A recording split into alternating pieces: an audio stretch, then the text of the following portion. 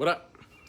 How you guys doing? Welcome to today's edition of SFBT Solutions Every Day Live. We switched the platform a few weeks ago. Instead of doing the recorded videos and posting them like you can see on my YouTube channel, my website, and on this Facebook page, to doing it live. It's been super cool, and I've had a lot of fun because I get to share what's on my mind. I get to interact with people as we do it. It's been pretty awesome. And what's on my mind today is, so I was watching a documentary the other day. I don't watch a whole ton of television, and when I do, I typically, I don't like silence. So while I'm working, and I'm doing a lot of writing these days, I typically have like a movie on that I've seen 1,000 times, or like a TV show I've seen 1,000 times. Anybody who knows me knows my go-to is a cartoon called King of the Hill. But the other day I was watching a documentary about a basketball team in San Quentin. San Quentin is one of the most notorious prisons here in the United States of America. It is violent. It is where death row inmates, if you're in California and you're sentenced to death row, San Quentin is where they send you. You guys can look up San Quentin. It is ruthless. And I was watching a documentary about a basketball team in San Quentin. Like, San Quentin has a basketball league, and there's a team there called the San Quentin Warriors, they call themselves. And it's so amazing. I was watching this, and some of the people on this basketball team are like murderers and like led drug cartels and did all these horrible things. And because they're on this basketball team, they are like, their behavior is profoundly changed, and the way they interact with one another is profoundly changed, and the way they live their lives is profoundly changed. And I was watching this documentary just enthralled about the difference you see in these inmates and these convicted felons, and the way they live their life as a result of this basketball team. And what happens is, people from the outside world, like basketball teams from the outside world, come to San Quentin and play them. And to them, that's this big league. It's like their big chance to show what they could have been had they not gotten in trouble. It's their big chance to show their talents. It's a big chance to show themselves who they could and should have been had they not gotten into trouble. And then this league culminates with the Golden State Warriors. Their coaches, their front office staff, and even some players will come to San Quentin and play this team. And it's like, it is the biggest deal to these guys. It's the biggest deal to the guys on the San Quentin basketball team to get to interact with Golden State Warriors players and coaches and staff members or whatever. It's like a super huge deal.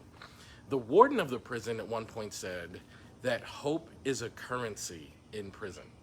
And I was thinking about that, and I was like, wow, that is so profoundly true. That is so profoundly remarkable, that like, hope is a currency in people's lives, especially when they're in environments where they don't have any hope. And when they're in environments, I mean, this one guy was serving like 80 years to life for some crime that he had committed. And I mean, this was like serious stuff.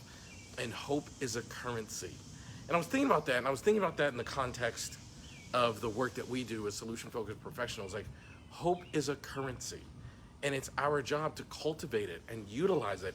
And if hope can have an impact on the lives of these prisoners, like just playing basketball on a prison yard, can you imagine the impact that hope has on your clients' lives when they come into your office, or in this case, your digital world, as we're now doing digital therapy. But when people come in and hope is at a low point, it's our job to talk to them as if the future they're hoping for could be true.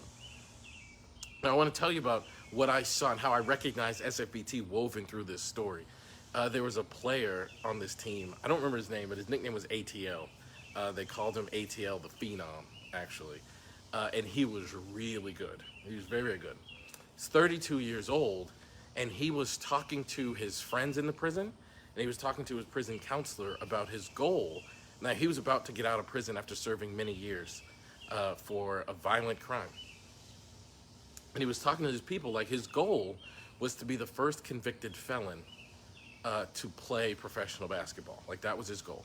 He's 32 years old, he's about to get out of prison, and he's like, my goal is I want to be the first convicted felon to play professional basketball. And he was working very hard to achieve that goal. And I was thinking about that, and I was watching this, and no one expressed doubt to him. No one said, oh man, it's gonna be really hard because you're 32. You know, in athletic terms, 32 is kind of old. No one said, man, you're a convicted felon. if a team signs a convicted felon, there's going to be protests and like the fan base might not like it.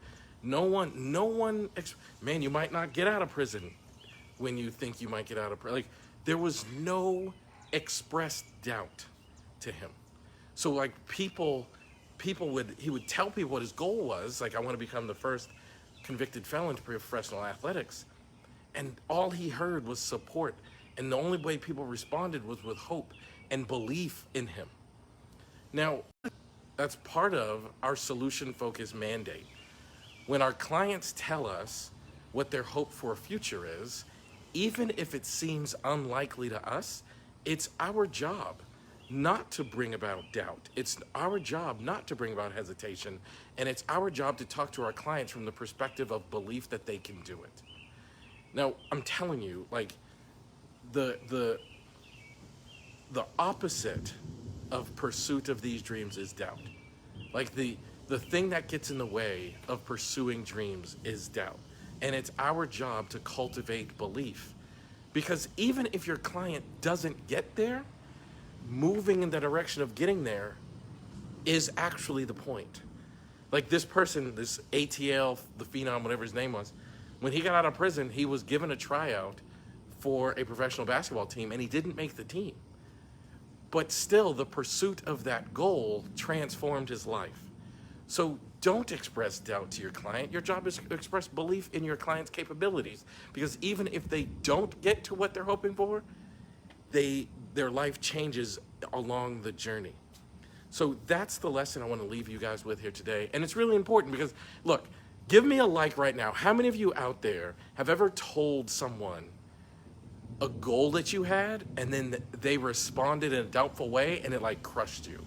Like I can remember when I told people, I was in graduate school and there were questions I had and thoughts I had about solution-focused brief therapy.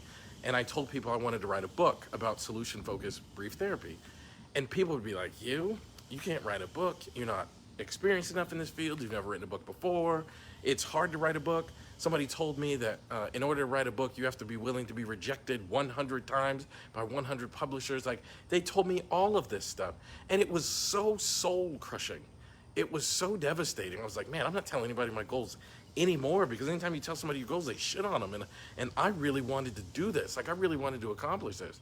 Now, look, fast forward, and I'm now 4 books into my career. I've written 4 books, gonna write many more. But that doubt that people express, it is so devastating, so hard to overcome. I think it's our job to remember that and express belief in our clients. And we do that through our words and through our actions. So I was watching this prison show, made me think about that. And I just thought, what an important lesson. As I watched this guy, ATL, the Phenom, express that his goal was to become the first convicted felon for professional basketball, and all the people around him just believed in him. Now, I don't know. He may become a professional basketball player or not. I think he was 32 when this documentary was made, so I think he's like probably 34, 35 now. Maybe he will play professional basketball player, become a professional basketball player. I don't know. But I do know pursuing that goal has changed his life. So allow your clients to pursue their goals in your office because it'll change their lives too. So have a great day, people. Thank you for watching. Thanks for interacting with me. Please leave a comment below and say hi. I love chatting with you. I love connecting with you guys. It's so amazing. I really appreciate you guys taking the time to watch my videos, and I will see you in tomorrow's video.